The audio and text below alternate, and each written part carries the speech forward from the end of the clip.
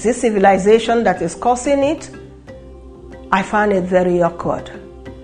The white man came. I don't have anything against the white man. They brought their culture to us. We were the ones that willingly threw away our own culture. They didn't tell us to throw away our own culture. I have gone to a church and I prayed in Igbo. People were like, but some people also admired it. Why is it that we are not putting the culture that we imbibed into our own culture? Because in our language, which is our culture, which is the way we behave, that is our identity. Our language is our identity. Why are we not putting our language in it? So a lot of people are waking up to the reality of it. And I'm also waking up to the reality of it.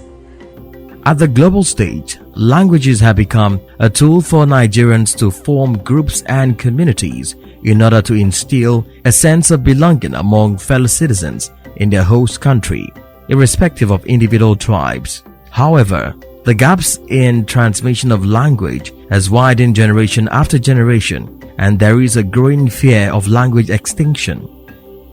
We are suffering from a big problem of tribalism. And so most things have been pushed and divided towards tribal lines in Nigeria. And so in the diaspora, I think the mother tongue which unites us is mostly Pidgin as opposed to our local dialect. And I'm very happy with that, and I claim that it gives you so much joy when you're at the airport and you hear some people speaking Pidgin English, and maybe you're lost. So let's say you go somewhere in Asia where they don't speak English and you hear some Nigerians speaking Pidgin English. There's this happiness. You feel safe. You feel at home. People in diaspora, I know they normally have association, and I know it's in a bid to, still live their identity. That's the reason they have all of this. I think that's a good platform actually for them to actually launch this to the younger generation. So it's not just, having an association. They should look inward. What should this association benefit the younger generation? Just like it is done elsewhere, when they go outside their country, we are here in Africa, we see that the embassies, how they really promote the culture of their own countries and what have you. So the diaspora can as well create that kind of synergy between them and the our embassies to be able to float such programs or activities that will showcase our culture. As at November, when I left US, I saw it live and direct, that mothers, parents, associates, teachers, everybody is paying good attention to mother tongue language learning by all indigenes. The Akwa Iboms, the Calabar people, they are there. The Yorubas, I give it to them. The Hausas, I give it to them. When you come to the campaign of advocating for mother tongue language, I think the only tribe that need to wake up are the Igbos. Yeah, why I say that is that because I'm an Igbo person, I can look in West and tell myself the truth. And when we go for our conferences, you will see that the Igbos are the only tribe that when you speak Igbo to them, they won't respond to you in Igbo. They speak to a Calabar person, speak to a Yoruba person during our conference. You will see that they are very happy to see you. They are very happy to talk to you. But the Igbos are not like that. I talk from here. I'm not trying to talk them down, but I'm trying to let them know that there is every need for us to go back to the drawing board because our language is going. Another contributing factor to the gap is the reduced use of mother tongue languages in the mainstream media today.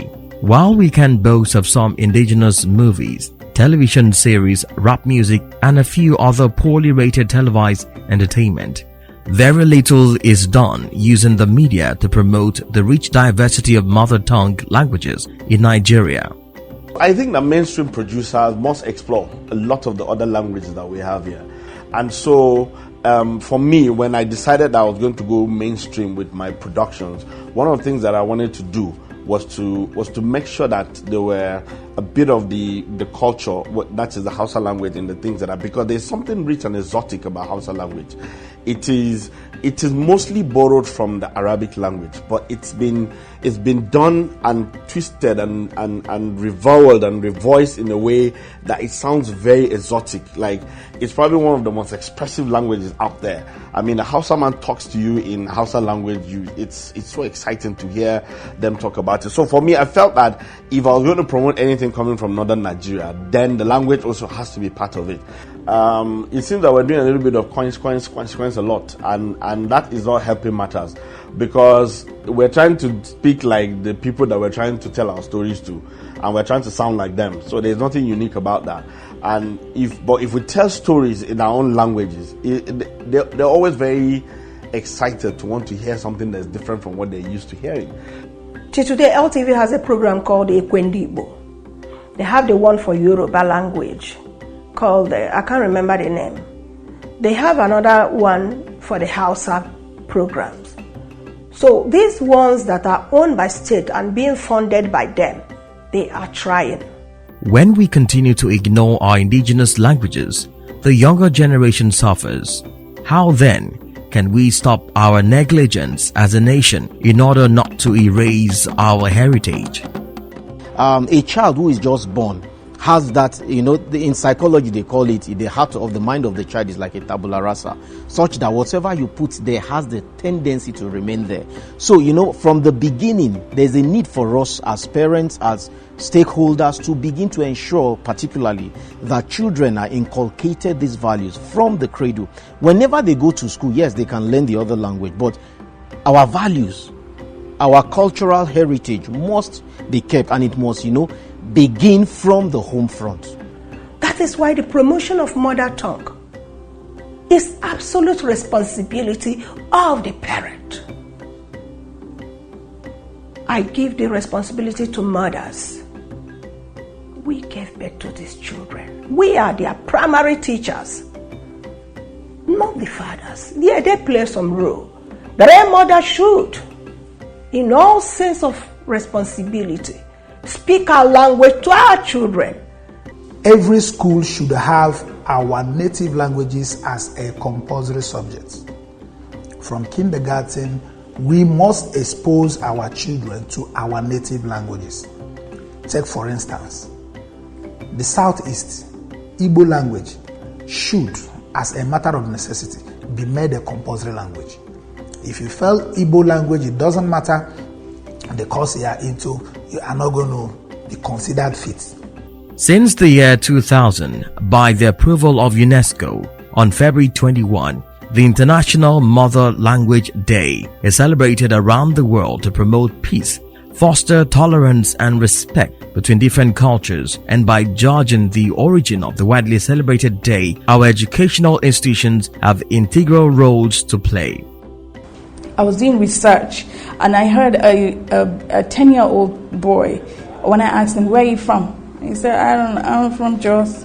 Yes, I know you're from Jos, but what's your language? I said, I don't know, I speak English. You speak English? Okay, but you have your language. What's your language? I don't know, my mother speaks something, I don't know. They speak something. Then in the same school, I met an 11-year-old who told me, when I asked him why he believes his parents want him to learn the language, because his mom brought him and said, just teach them, whether they like it or not, they must be in your school, they must be in this class, teach them their mother tongue.